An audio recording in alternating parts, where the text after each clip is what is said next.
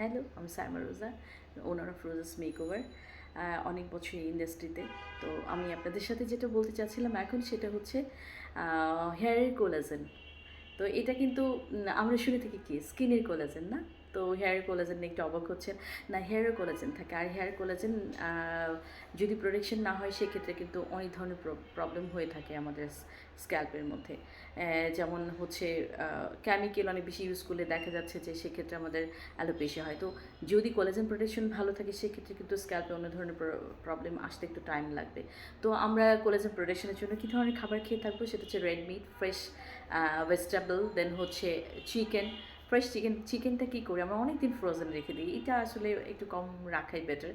যেমন আমরা এগস খাবো, তো ডিমের ক্ষেত্রে কী হয়, ডিমও কিন্তু আমরা ফ্রিজে রাখি। তো আমরা চেষ্টা করবো নর্মাল মানে কী বলে নর্মাল টেম্পারেচার আমরা বাইরে ডিমটা রেখে খাওয়াটাই সবচেয়ে ভালো হয়।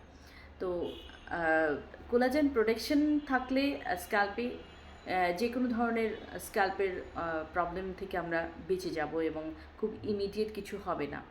অনেক ধরনের কেমিক্যাল রিয়েকশন থেকে আমরা বেঁচে যাব। কেমিক্যাল রিয়েকশনের ফলে কী হয়, অ্যালোপেশিয়া হয়, তারপরে স্ক্যাল্পে অনেক ধরনের ফলিকিউ লিটিয়াস হয়। তো ফলিকিউ ছোটো ছোটো যেটা দানা, সেটা হইলে কী হয়, স্ক্যাল্প অনেক সেন্সিটিভ হয়ে যায়। তো আমরা একটা জিনিস করে থাকি, খুব ভুল করে থাকি, সেটা হচ্ছে যে আমরা পার্লারে যাই, আমার পার্লারেও অনেকে আসে এবং এসেই বলে আমি অনেক দিন থেকে চুলে কিছু করি নাই, প্লিজ একটু চুলটাকে অয়েল করেন, তারপর আমাকে শ্যাম্পু করে দেন। কিন্তু সিস্টেম কিন্তু এটা না।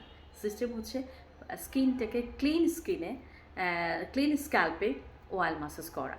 তো এটা কিন্তু অনেকবার বলে থেকে অনেকে শুনতে চান না, বাট আপনাদের উচিত হবে একদম এসে শ্যাম্পু করে চুলে অয়েল ড্রাই করে নিয়ে চুলে অয়েল মাসাজ করে এবং